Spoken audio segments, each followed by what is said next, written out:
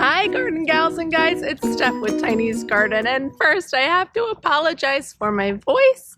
I've been sick. That's part of the reason I haven't posted a video in a little while, and my voice is struggling, but I wanted to get something else out there. So today we are going to make a little bouquet. That rhymes. Make a little bouquet. Oh, by the way, I do have one other reason that I've been a little preoccupied the past couple days. I have a new garden partner. Meet the newest member of our family. Can you say hello, everyone? Hello. Oh, you're so handsome. For those of you who have been with me a while, you know that our bulldogs passed this past winter. My garden partner, who was out here with me all the time, Diesel, and also Bella passed in January and February. So we've gained another one. He's an old English bulldog. I think his name is going to end up being Blue. We're still deciding. We just brought him home 2 days ago. I got to get him in the shot. You don't want to see me. You want to see him. Hi, you handsome boy. I see your tail going. He is a lilac merle. I know I might have that question. That is his coat color. His dad is an English bulldog and his mom is an Old English. We've had both of those breeds before and we're really happy he's a part of our family. So I'm sure you'll see him around much more, but let's get to it today. I've got lots of things I need to harvest because we were gone over Memorial Day weekend and I need to get after it. But here is my bed of Iceland Poppies. You'll see this in a video I post shortly before this, but they've really bloomed over the weekend. This side is still a little behind, but coming along, and I'm really hoping I get some coral blooms over here out of these champagne bubbles. They did end up blooming the next day. Oh, that coral color is my favorite. But I want to harvest these today, and also there's a couple seed pods like there and up there I want to cut too. I'm getting ready to turn this bed over into dahlias and zinnias, probably just dahlias, and then this bed will likely be zinnias. So let's get going. We're going to do that, and also this stock over here. This is far along. Ideally it'd be less far along, maybe one flower open at the bottom, but that's okay. Like I said, we were gone over the weekend and it smells unbelievable. So we're just gonna make something out of this. So I've got a vase here. I'm gonna use its gold. It looks like it's melting. Cool water in it. And then I've also got some fuckos that I'm gonna use to harvest. I actually like needle nose a little better, but this is out here, so that's what I'm gonna use.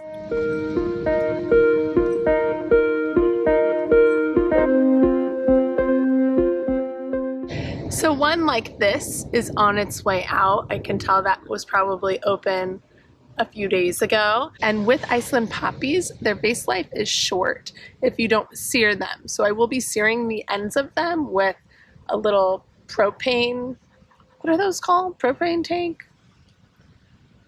I'll show you. So one like this is open, but I can tell it's a little more fresh. This is even more new because it's just starting to open up. And this one is even newer.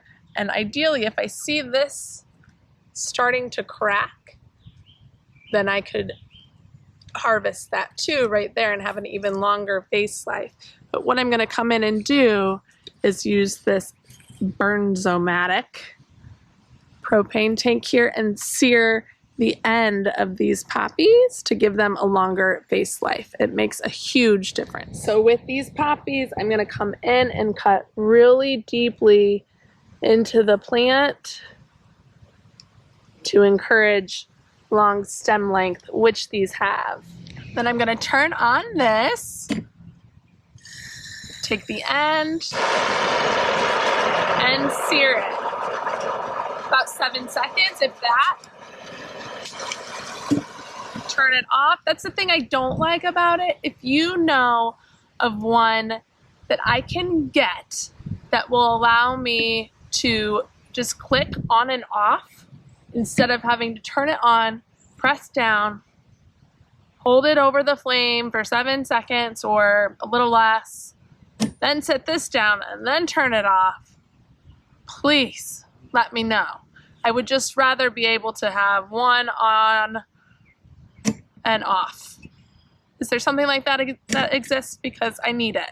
And then we've got our vase full of water and put her in. I am not going to use the fire for the stalk. That will be okay, just cut. But I am still going to cut deeply in the plant, although I don't expect to get that many more blooms from the stalk, if any. So that's the difference. Poppies are a bit more floriferous and come back more frequently than stalk. Stalk's basically a one and done.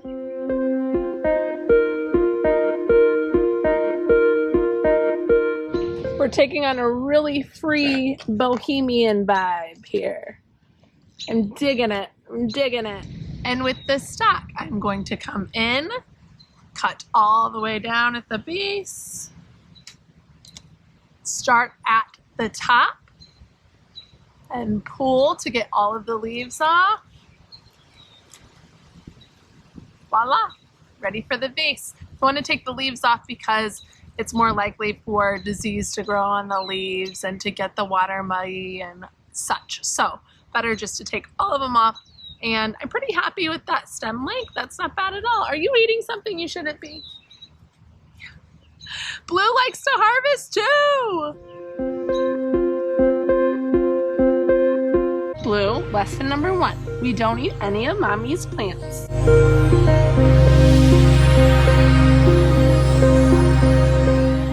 I did end up having three singles that I see right here, but everything else has been a double from me calling through, so it's pretty good.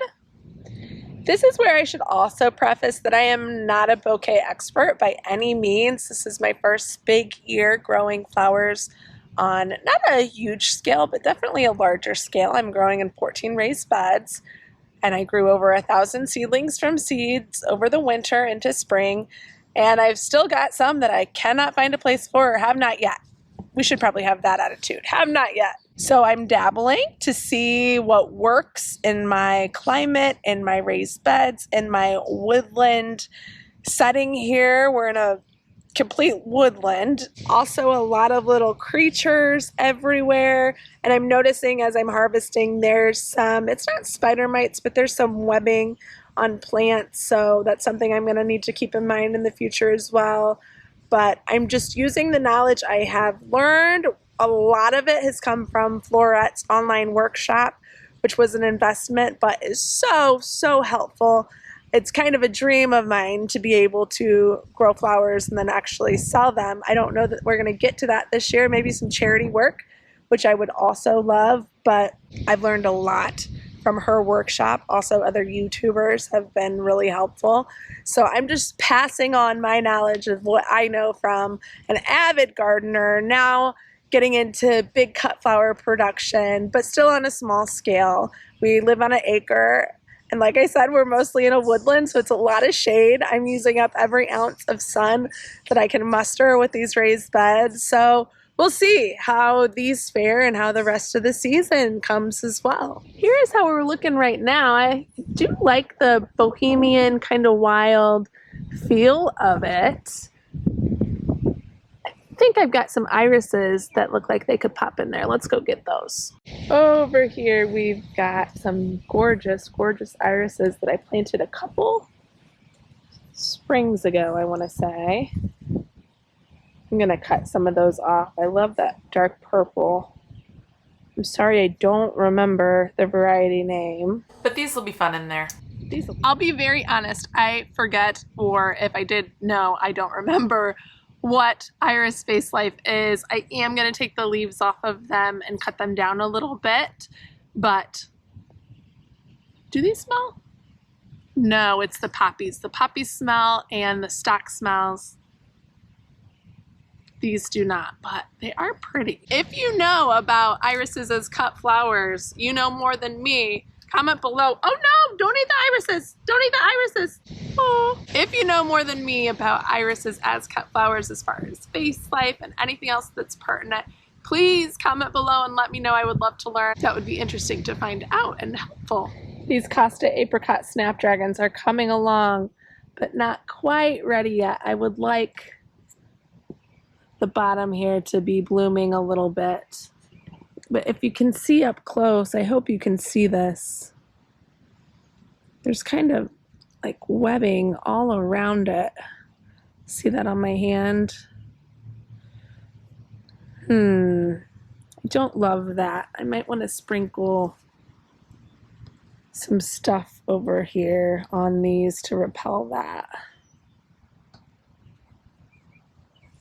think that's part of what comes with a woodland setting. There, you can see it on there a lot. And there as well. Ugh. Yeah, I want to get that off.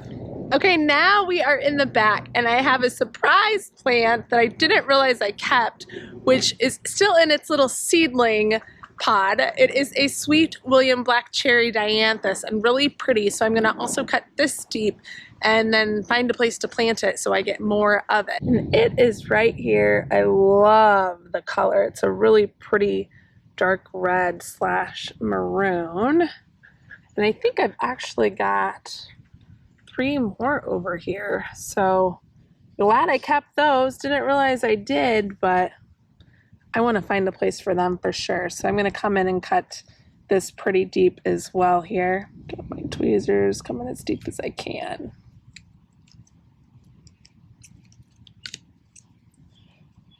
There we go. Pretty. It does ring true to its name. It's got a really sweet, beautiful scent. Ooh. What do you think, Blue? What do you think, buddy? I've got some Nicotiana over here I'm also gonna cut. And my first cherry caramel phlox. We'll cut that too. Change of plans. The Nicotiana has what I think is spider mites all over it. Might be hard to see, but there's stuff all over the stem. So I'm not going to put that in an arrangement, but I've got some heirloom electric blue sweet peas I can. Okay, I think we found a pretty substantial issue here. If you look on the phlox up on a closer look, there is stuff all over it too. So I'm glad I found this now. If this was going into my house, I'd be less worried about it, but I'm not going to give somebody an arrangement with all this stuff on it. So I think I need to come in with a Captain Jack's bug repellent, some more organic repellent that will help take care of that on probably all of these, because I'm seeing it on a lot of them. Didn't really notice it on the stock really up front or the poppies.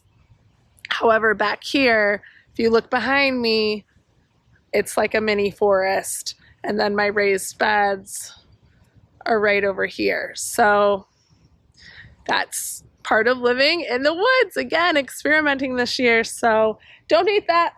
So I am going to come in with a repellent and see if it works. I also snapped the Sweet William, so unfortunately that's not making it in either, but what a find. I'm glad I still have some.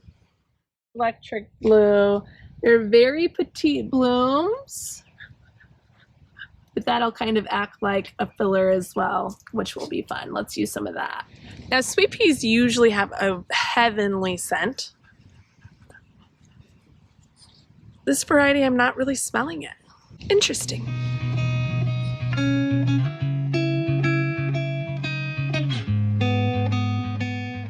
Okay, I think we may be done. It's got a really ethereal type of vibe. Again, that's still bohemian type of look. Let's get some of these in the center a little bit. There we go. It's flowy, ethereal. I like what the sweet pea adds. I could probably add some more of that sweet pea to make it a little fuller, but I'm on a bit of a time crunch and I'm happy with this. It's quite woodlandy actually. How appropriate. What do you think, Blue? Do you approve? Your opinion's going to be real important over the next decade, so give me your feedback. Okay, that wraps up this video for today. An ethereal woodland bouquet. As the season goes on, we should get more dense with dahlias and snapdragons coming through. We're kind of in that period. This is the last day of May, I believe today, where all the tulips and early blooming things have bloomed out, and now we're just waiting on some of those summer annuals like the snapdragons.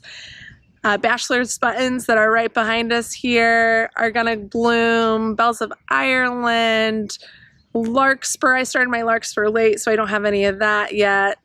All of those things are to come. This is where it's really helpful to have some of those biennials that tend to bridge the gap between your tulips and things and then your summer annuals, which makes sense why the Sweet William was blooming, which is a biennial. So if you haven't added those to your garden, I highly recommend it. I don't have enough of them in mine at this point because of our cooler and then really hot and then back to cooler off-kilter spring. It was just kind of a bizarre spring here. I'm in zone 5B in the Chicago suburbs.